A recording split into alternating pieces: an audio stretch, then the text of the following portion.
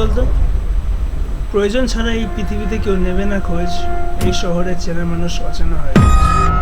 এই যে চলে আইলো এরা। ওরা জানে না এখানে অশরীরী আত্মা ঘুরে বেড়ায়। তুই ওই বাড়িটা বেচে দিবি? তো আমার একটা পৈতৃক বাড়ি আছে, সেটা আমি বেচতে চাই। শাবাশ তোপসে, তাহলে চলো রামদেওরা।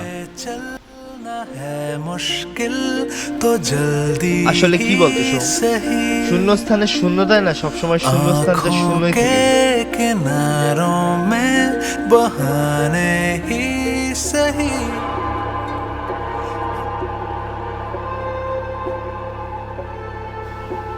আমরা যখন থেকে এই বাড়িতে পা রেখেছি তখন থেকে কন্টিনিউয়াসলি কেউ আমাদের ফলো করে যাচ্ছে আমার মনে হচ্ছে। চিল্লালি কেন? ভাই ভাই